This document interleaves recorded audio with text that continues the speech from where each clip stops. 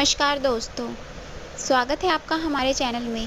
जय श्री राम, जय सीताराम, जय हनुमान। तो दोस्तों, कौन से ईश्वर की पूजा करते हैं आप? क्या आप भी सिद्धियों में विश्वास रखते हैं? क्या आपने भी अपने घर के मंदिर में माता काली की मूर्ति रखी हुई है? या फिर आपको भी कहीं ऐसा तो नहीं लगता कि माता काली की पूजा केवल तांत्रिक ही कर सकते हैं? तो कहीं आप भी तो इस असमंजस में नहीं है कि अपने घर में काली माता की मूर्ति रखें या नहीं? या आप ये समझते हैं कि काली माता की सेवा करना आपके सामर्थ्य में नहीं है? या माता काली की मूर्ति घर में रखने से आप उनकी सेवा और आराधना नहीं कर पाएंगे? तो क्या आपको ये भी लगता है कि देवी काली की आराधना कठिन लगती है? या आपको माता काली की पूजा की विधि विधान के बारे में कुछ नहीं पता? तो अब आपको परेशान होने की कोई ज़रूरत नहीं है, क्योंकि बागेश्वर धाम के बालाजी सरकार ने अपने भक्तों को काली माता की पूजा, सेवा, आराधना और उनकी मूर्ति घर में रखने के कुछ खास नियम बताए हैं, जिन्हें जानने के बाद उनके भक्त आसानी से उनकी पूजा कर पाएंगे। तो क्या है वह नियम? जानने के लिए बने रहिए हमारे साथ इस वीडियो के अंत तक। तो दोस्तों, काली माता देवी के 9 रूपों में से ही एक रूप है। लोग अक्सर इस उलझन में रहते हैं कि देवी काली की मूर्ति घर में रखनी चाहिए या नहीं, या उनकी पूजा कैसे होती है, या फिर देवी काली तो तांत्रिकों की देवी है, उनकी पूजा हम करें या नहीं, या कहीं हमें तो माता को खुश करने के लिए बलि तो नहीं चढ़ानी होगी। ऐसे ही ढेरों सवाल लोगों के मन में घर कर जाते हैं, और फिर या तो वो देवी काली की मूर्ति या तस्वीर अपने घर में रखते ही नहीं है, या फिर अगर मूर्ति रख भी लेते हैं तो उनके मन में हमेशा ही डर बना रहता है। तो इसी डर को खत्म करने के लिए बागेश्वर धाम के पंडित धीरेन्द्र कृष्ण शास्त्री जी ने देवी काली के बारे में अपने भक्तों को कुछ ऐसी बातें बताई हैं, जिन्हें जानने के बाद उनके भक्त निश्चित होकर अपने मन के सारे डर खत्म कर सकते हैं। तो दोस्तों, बागेश्वर धाम के गुरुजी की प्रसिद्ध दिन प्रतिदिन बढ़ती जा रही है, और इसी वजह से कि वो हर मुश्किल का हल एक सरल अंदाज में बता देते हैं। ऐसे ही एक मुश्किल को उन्होंने बड़ी आसानी से सुलझाया।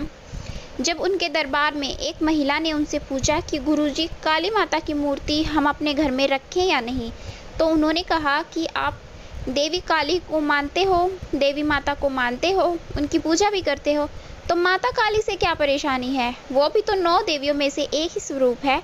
बस फ़र्क इतना है कि काली माता उनका रौद्र रूप है, क्योंकि जब देवताओं के आवाहन करने पर दुर्गा देवी ने जन्म लिया तो उन सभी राक्षसों का मर्दन कर रही थी।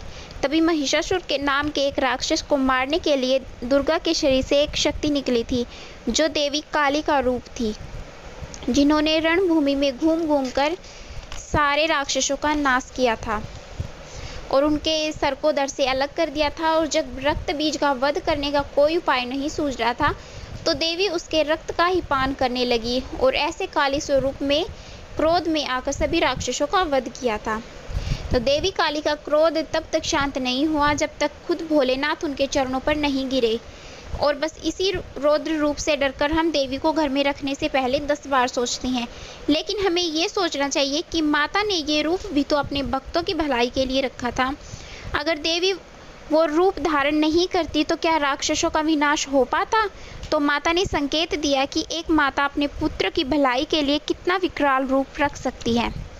और अगर आप माता का यह रूप अपने घर में रखने से डरते हैं, तो ये बिल्कुल वैसा ही है कि गिरने के डर से बच्चे चलना छोड़ दें, या फिर एक्सीडेंट के डर से आप गाड़ी चलाना छोड़ दें। तो गुरुजी कहते हैं कि देवी ने ये रौद्र रूप भी अपने भक्तों की भलाई के लिए रखा था। यह उतना ही पवित्र है जितना कि देवी माँ के बाकी स्वरूप। इसके अलावा लोग ये भी मानते हैं कि माता काली की आराधना केवल तांत्रिक लोग करते हैं, लेकिन ये सरासर गलत है।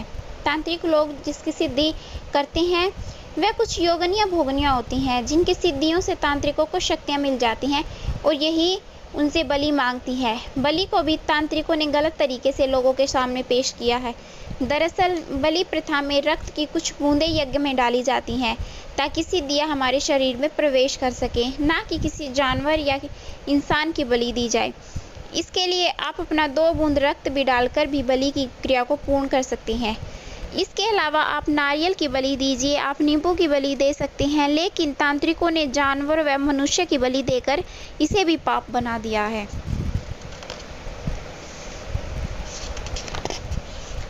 इसके इसके अलावा जो लोग ये सोचते हैं कि देवी काली की मूर्ति को घर में नहीं रखना चाहिए, वो लोग सरासर गलत हैं। आप देवी काली की मूर्ति को घर में रख सकते हैं, बस इस बात का ध्यान रखिए कि मूर्ति का आकार बड़ा ना हो। देवी काली की मूर्ति अगर आप घर में रखते हैं तो देवी काली ही क्यों ना हो, आप किसी भी देवी या देवता की मूर्ति घर में रखते हैं तो उसका साइज 4 इंच से 6 इंच तक का ही होना चाहिए। इससे ज़्यादा बड़ी मूर्ति घर में नहीं रखनी चाहिए, क्योंकि गुरुजी कहते हैं कि भगवान के जितने भी स्वरूप हैं सभी में एक ऊर्जा प्रवाहित होती है। तो आप जैसी ऊर्जा भगवान तक पहुंचाएंगे, आपको भी उतनी ज़्यादा मात्रा में वापस मिलेगी। तो जितनी बड़ी मूर्ति आप अपने घर में रखेंगे, उतनी ही ऊर्जा आपको वापस मिलेगी।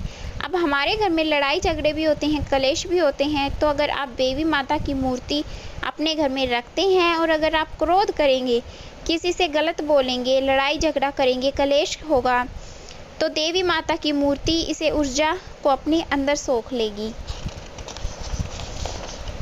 और फिर आपको वही ऊर्जा उतनी ही मात्रा में वापस मिलेगी और यह आपके लिए बिल्कुल भी ठीक नहीं होगा। तो उचित यही है कि आप ज़्यादा से ज़्यादा 4 से 6 इंच की मूर्ति अपने घर में स्थापित करें।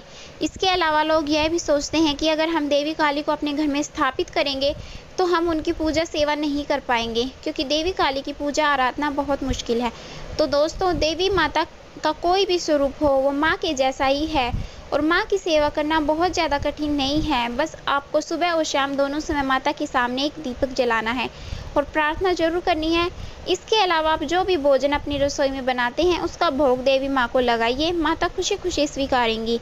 जरूरी नहीं कि आप माता के लिए 56 भोग बनाएं, दिन में 4 बार घर में उनकी आरती करें, ऐसा कुछ भी नहीं है।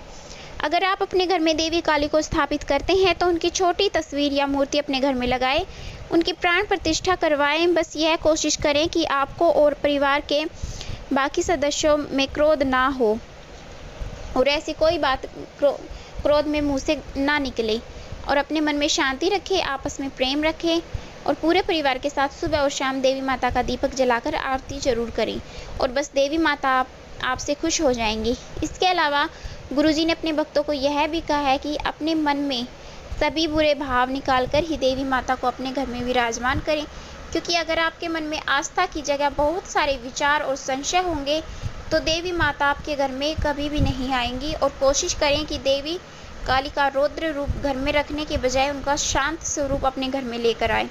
कोई भी देवी अपने भक्तों के घर में झगड़े या क्लेश नहीं कराती, बल्कि आप देवी के सामने जिस रूप में रहते हैं आपको वही सब वापस मिलेगा।